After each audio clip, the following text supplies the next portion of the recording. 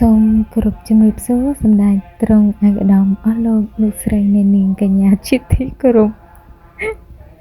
និងជាទីមេត្រីអូដោយមានការទូតសូមត្រឡប់មកធ្វើជាខ្លួនឯងវិញវីដេអូនេះយូរហើយមួយឆ្នាំហើយតាំងពីខែភ្ជុំឆ្នាំមុនហើយដោយសារតែខ្ញុំខ្លាចវីដេអូនឹងវាផុសលឿនពេកទៅវាអត់មានរសជាតិឆ្ងាញ់អញ្ចឹងខ្ញុំផ្អាប់វាទុកឡើងរហូតដល់តែមួយឆ្នាំបានខ្ញុំបានផុសនៅសូមផុសវីដេអូហ្នឹងហើយផ្ញើជូនទៅបងប្អូនទាំងអស់គ្នាទស្សនាកម្សាន្ត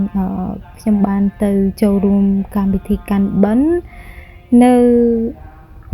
ខេត្តតាកែវនៅស្រុកកោះអណ្ដែតវត្តពេជ្រសា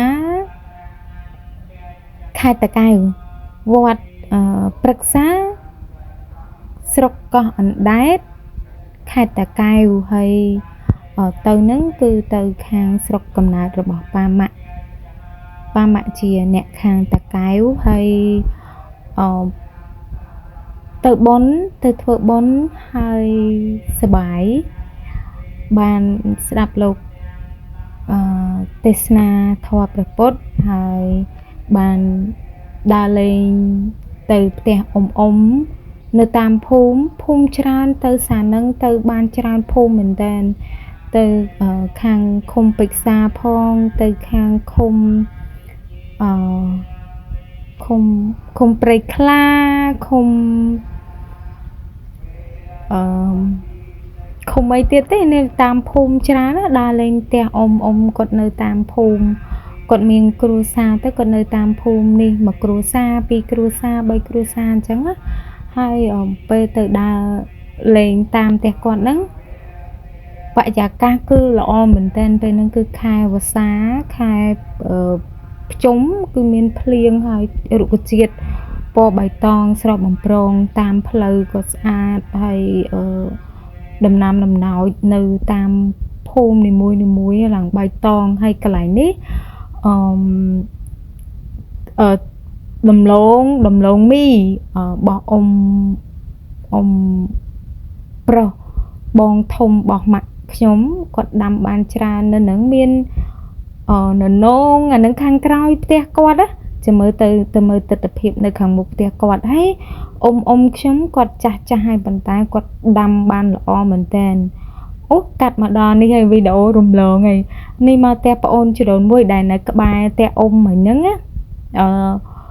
បេះតបែកឲ្យនិយាយទៅគឺនៅស្រុកស្រែតបែកអញ្ចឹងហើយតបែកហ្នឹងឆ្ងាញ់ហើយដើមធំហើយក្មួយខ្ញុំហើយជ្រូនមួយខ្ញុំពីរនាក់ហ្នឹងកំពុងតែបេះតបែកឲ្យឡើងច្រើនហើយផ្លែឡើងច្រើនអ្នកម្ចាស់តបែកគេអត់ដែរញ៉ាំទៅគេធុញហើយយើងអ្នកទៅពីចម្ងាយនេះយើងឃើញផ្លែតបែកនៅលើដើមហ្នឹងដូចយើងឃើញគ្រាប់ពេជ្រអញ្ចឹងឥឡូវកាត់ចូលមកដល់ទាំងអ៊ំស្រីរបស់ខ្ញុំហើយបងម៉ាក់ដែរគាត់សួរខ្ញុំត្រូវការអីទៀតអត់អញ្ចឹងណាហើយគាត់កាត់ពុកបកងឲ្យគាត់កាត់ស្លឹកគ្រៃឲ្យហើយនឹងនេះពុកបកងដែលគាត់កាត់ឲ្យខ្ញុំអ្នកខ្លះគាត់ហៅកសាំងទៀបហើយនេះជាការក្រូចនៅខាងក្រោយផ្ទះអ៊ំស្រីខ្ញុំមិញដែលគាត់កាត់ពុកបកងហើយនឹងជីឲ្យខ្ញុំមិញហ្នឹងណាអូក្រូចគាត់ហ្នឹងមានឈ្មោះខ្ញុំធ្លាប់ផុសវីដេអូផ្លែក្រូចហ្នឹងម្ដងហើយក្រូចហ្នឹងបងជ្រូនមួយខ្ញុំគាត់ប្រាប់ថាឈ្មោះក្រូចអែមប៉ុន្តែក្រូចហ្នឹងគឺក្រូចកុហកទេវាអត់ផ្អែមដូចឈ្មោះវាទេគឺវាជូរ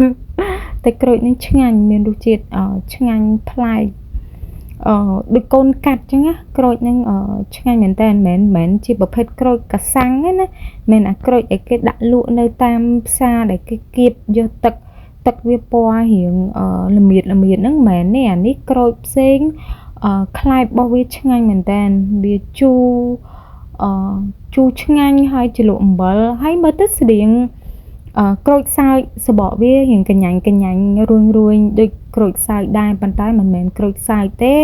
ហើយក៏មិនមែនក្រូចថ្លុងហើយក៏មិនមែនក្រូចខ្វិចហើយក៏មិនមែនក្រូចពោធិ៍សាត់ដែរនិយាយទៅ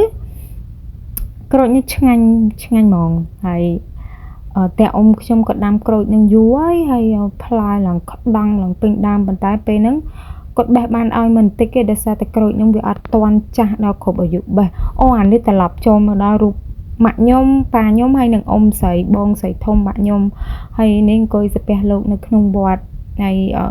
ម៉ាក់ខ្ញុំហើយនឹងអ៊ំស្រីខ្ញុំអានេះតៃយទានហើយនឹង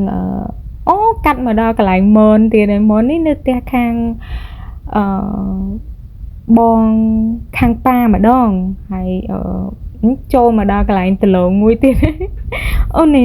ទិដ្ឋភាពនេះនៅខាងមុខផ្ទះអ៊ំម្ចាស់ចការដលងណាគាត់ដាំស្ដាយគួរហើយនេះអ៊ំប្រុសខ្ញុំគាត់ចាស់ហើយអ៊ំស្រីខ្ញុំពីរនាក់ប្តីប្រពន្ធរបស់គាត់គាត់អាសាមែនទែនស្ដាយគួរគាត់ដាំឡើងច្រើនគាត់សួរខ្ញុំថាយកទៀតអត់ខ្ញុំថាអត់អីទេអ៊ំបេះមកអត់អីទេអ៊ំបេះមកអត់ជឿទេអ៊ំមិនតែដៃលូកយករហូតអូមើលដៃត្រង់ចាប់កាត់មកដល់អ្នកឡើងបេះតបែកទៀតឯងវីដេអូរបស់ខ្ញុំស្រែអារូបភាពនឹងវាអត់ត្រូវហ្មងអូយតបែកនឹងឆ្ងាញ់មែនតើហើយគឺខ្ញុំញ៉ាំតាមផ្លូវរហូតហើយពេលទៅហ្នឹងខ្ញុំប្រមូលទ្រព្យសម្បត្តិពីខាងតកែវនឹងមកច្រើនណាអ្នកអ៊ំស្រីរបស់ខ្ញុំគាត់រូបភាពស្លឹកដែលខ្ញុំបានថតគាត់ដាំសពមុខនៅក្នុងកូនរងចំការតូចរបស់គាត់ហ្នឹងមានជីមានពុកបកងមានគល់ស្លឹកគ្រៃមានច្រើនណាស់នេះទិដ្ឋភាពឡើងដើមក្រូចរបស់គាត់ផ្លែក្រូចដែលខ្ញុំនិយាយរៀបរាប់មិញគ្រាន់តែឃើញផ្លែហ្នឹងខ្ញុំចាប់ផ្ដើមចេញទៅមាត់មានអាការៈមួយថាត្រូវការអំបិលម្ទេសអូនេះកាត់មកដល់ផ្ទះបងចដូនមួយរបស់ខ្ញុំនៅខាងនៅលើផ្លូវធំគ្រួសាររបស់គាត់ជាអ្នកកាត់កញ្ចក់ហើយឥឡូវនេះយើងជំរាបសួរបដាយើងជំរាបលាបដាព្រោះដល់ម៉ោងត្រូវត្រឡប់មកផ្ទះហើយអ៊ំមានបងចដូនមួយបងចដូនមួយអានេះពេលយើងមកដល់ផ្ទះយើងរើសម្ភារៈរើអ្វីគ្រប់បែបយ៉ាងដែលអ៊ំពូបងចដូនមួយអីគាត់បេះឲ្យអូមានសពពុកអូខ្ញុំទៅសារហ្នឹងឆ្នាំមុនហ្នឹងគឺខ្ញុំប្រមូលមកច្រើនណាស់មានសមមានហើយមានតាំងមន់ទៀតគេឲ្យមន់មានកមានសមមានឆៃថាវមានននងមានតាពាំងមានពងទាក្រូចឆ្មាក្រូចដែលខ្ញុំថតហ្នឹងក្រូចអែមហ្នឹងហើយមានពុកបកងដែលអ៊ំខ្ញុំបេះឲ្យហើយមាននំសមនំគមនំជៀលនំចាំងនំច្រើនហើយនំខ្លះក៏អត់បានយកមកដាក់ថតជាមួយមានតាំងពីនំអាកោមានអីមានសពគ្រប់អូយអ៊ំនៅខាងអ៊ំខ្ញុំអត់ខ្វះរបៀបម្ហូបអាហារតាមបែបប្រពៃណីអញ្ចឹងគឺសម្បូរមែនតើហើយមានផ្អកមានប្រហុកមានអីអញ្ចឹងតែពេលហ្នឹងគឺអត់បានយកមកដាក់ថតរួមទេអ្វីដែលទទួលបានមកអ៊ំខ្ញុំក៏ខ្ចប់ឲ្យនឹងគឺច្រើនមែនតើហ្មងហើយរូបភាពទាំងអស់ហ្នឹងគឺជារូបភាពនៅក្នុងឆ្នាំ2024ទេពិធីកាន់បិណ្ឌឆ្នាំមុនហើយឆ្នាំនេះខ្ញុំអត់បានទៅទេអញ្ចឹងទៅអត់មានរូបភាពនៅក្នុងឆ្នាំនេះទេហើយខ្ញុំសូមអរគុណអ៊ំដែលបានខ្ចប់នេះខ្ចប់នោះឲ្យក្មួយហើយសួរក្មួយថាយកអីទៀតអត់កូនត្រូវការអីទៀតអត់ហើយក្មួយនេះឆ្លើយថាអត់ទេអ៊ំប៉ុន្តែដៃលោកយករហូតហើយថងត្រៀមជានិច្ចហ្មងហើយសបាយពេលហ្នឹងគឺមានរូបភាពសើចក្អាកក្អាយសបាយជុំគ្នាហើយអរគុណដល់បងប្អូនចដូនមួយទាំងអស់ដែលស្រឡាញ់គ្រប់រាប់អានហើយពេលដែលគ្រួសារខ្ញុំទៅបងប្អូនទាំងអស់គ្នាស្វាគមន៍រាក់ទាក់ទទួលប៉ណាំងបាយទឹកអីយកចិត្តទុកដាក់ជាមួយអញ្ចឹងណាហើយខ្ញុំរីករាយដែលមានបងប្អូនទាំងអស់គ្នាជាសាច់ញាតិជាបងប្អូនចដូនមួយហើយសង្ឃឹមថាប្រជុំឆ្នាំក្រោយខ្ញុំនឹងបានទៅខ្ចប់ម្ដងទៀតហើយសង្ឃឹមថាបងប្អូនទាំងអស់គ្នានឹងខ្ចប់ឲ្យខ្ញុំម្ដងទៀតហើយសូមអរគុណប្រិយមិត្តរបស់មុំមីស្នាដែលបានតាមដានទស្សនាវីដេអូនេះតាំងពីដើមរហូតមកដល់រកកន្លែងចប់អត់ឃើញហើយវីដេអូនេះសូមចប់ ត្រឹមតែប៉ុណ្ណឹងហើយសង្ឃឹមថានៅភ្ជុំឆ្នាំក្រោយខ្ញុំនឹងមានរូបភាពវីដេអូថ្មីៗចែកជូនបងប្អូនទាំងអស់គ្នាជួបគ្នានៅវីដេអូក្រោយសូមសំណាងល្អសុខភាពល្អគ្រប់គ្នាសូមគោរពលា